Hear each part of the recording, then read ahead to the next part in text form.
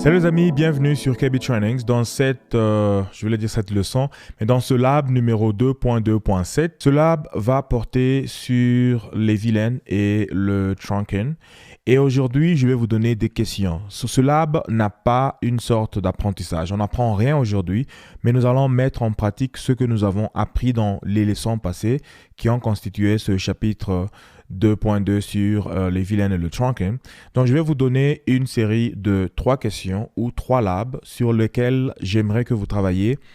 Et dans le lab qui va suivre, je vais résoudre ces 3 questions-là. L'objectif, c'est de vous rassurer que vous savez comment configurer ces technologies que nous avons vues et aussi comment troubleshoot, ou soit comment dépanner ces technologies que nous avons vues. Et pour les configurations, vous avez des commandes que vous devez déjà avoir appris à ce point et que vous pouvez utiliser pour configurer la topologie que je vais vous montrer. Et au niveau du dépannage, vous devez savoir utiliser les show commands. Vous devez savoir faire l'investigation à l'intérieur de l'équipement pour voir qu'est-ce qui n'est pas bien configuré afin de fixer ça. Alors, ce que nous allons faire aujourd'hui est que je vais vous donner je vais vous donner un dossier qui contient 3 fichiers. Des fichiers seront les PKT ou les fichiers Packet Tracer. Et il y aura VLAN Routing Lab 0, 1 et 2. En fait, je pouvais mettre 1 ici, mais j'ai mis 0 à 2. Donc, il y en aura 3. Il y a 3 fichiers.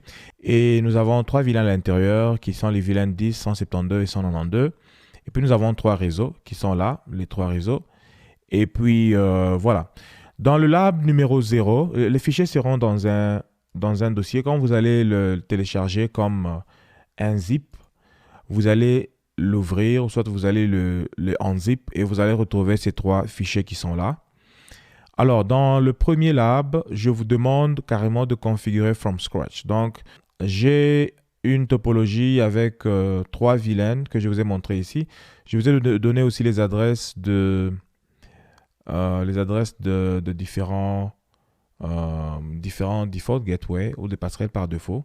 Bien sûr, les questions sont en anglais, comme à l'examen Cisco, les questions vont être en anglais, mais c'est de l'anglais technique, donc vous n'avez pas besoin d'être Shakespeare ou quoi que ce soit pour comprendre ça. Vous devez configurer les 3 VLAN sur les 3 switches différents. Je sais que il y a un protocole qui s'appelle VTP qui permet de configurer les différents VLAN dans plusieurs switches. Mais nous n'allons pas utiliser VTP pour le CCNA. Vous devez connaître comment le faire manuellement dans chaque switch.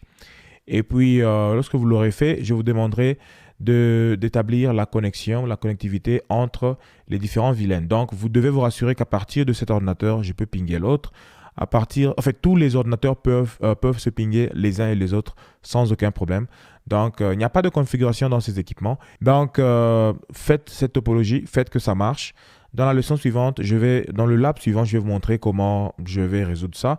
Mais faites-le et que ça marche. Si ça ne marche pas, rentrez dans les leçons que nous avons vues, revoyez ce que vous devez revoir et faites de sorte que les ordinateurs soient capables de se pinguer entre eux. Ça, c'est le lab numéro 0. Et puis, à part le lab numéro 0, il y a aussi le lab numéro 1 dans lequel je vous demande de troubleshoot et de tester la connectivité entre le PC10A et le PC172B. Ok, juste pour rappel, au niveau du lab numéro 0, vous devez faire le routing sur le routeur, sur R1, qui est le routeur. Voilà, ça c'est le lab numéro 1. Ça a été bien, ça marchait. Je l'avais configuré, tout marchait très bien. Mais j'ai quelques points où j'ai brouillé les choses, où j'ai enlevé des configurations, où j'ai abîmé les choses. Comme ça, vous devez savoir quels sont ces endroits-là qui doivent être fixés afin que le PC10A puisse pinguer le PC172B. Donc, trouvez ce qui ne va pas et faites que ça marche. Et bien sûr, comme je l'ai dit, nous allons voir la solution dans la leçon qui va suivre, dans le lab qui va suivre.